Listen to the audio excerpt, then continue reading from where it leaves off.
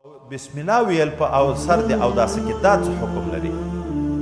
دا او روایت کې راځي چې پیغمبر علیه الصلاۃ والسلام یې لا وضوء لمن لم یذکر اسم الله علیه اودس نشته د هغه چا دپاره چا چې د الله تعالی نوم نه یې اخیستی یعنې بسم الله یې نه یې ویلې په اول د اوداسه کې.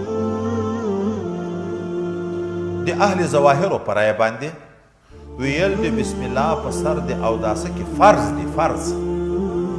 که چا بسم الله ونه ویله اودس یې وکړو قصدن یې پرېښوه نو بیرته به د اودس راګرځي، په دغه اودس یې لمونځ نصیب کېږي. د اهل ظواهرو رایه ده.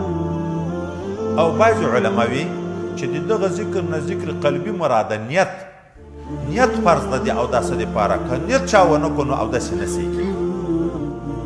زموږ مسلک دا ده چې ویل د بسم الله سنت طریقه ده، مستحب ده، ثواب ده، پکې فرض نه ده. فرض نه ده. ولې فرض نه ده؟ مخکې موږ تاسو یو قانون ویلی و، فرض چې ثابتېږي په یو داسې دلیل چې قطعي دلالت او قطعي ثبوت وي، او خبر واحد چې ظني ثبوت ته پیغ فرض نشي ثابتېدی. دا خبر واحد په دغه باندې فرضیت نه ثابتېږي.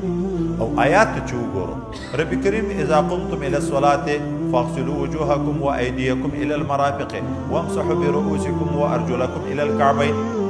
د آیات نه څلور شیان معلومیږي چې د مخ پرېمینځل فرض دی، د لاسو پرېمینځل فرض دی، د سر مسح فرض ده، د پښو پرېمینځل فرض دی. د آیات نه بسم الله نه ده ثابت، نو لهذا بسم الله نه ده فرض.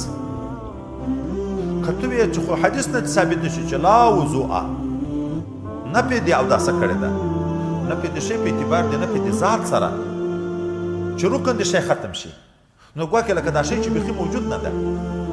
موږ ووایو چې لا وضوء لمن لم یذکر اسم الله علیه، دا د نفي د کمال دپاره ده، د نفي د اصل وضوء دپاره نه ده. کامل اودس هغه ده چې په سر کې بسم الله ویلی شوي وي. څنګه؟ د بل حدیث مبارک نه معلومیږي. نبی کریم صلی الله علیه وسلم څوک چې د اوداسه په سر کې بسم الله وویي نو دغه د ده د بدن دپاره هم پاکوالی ده، د باطن دپاره هم پاکوالی ده، ګناه هم په ختمیږي، اندامونه هم صفا کېږي.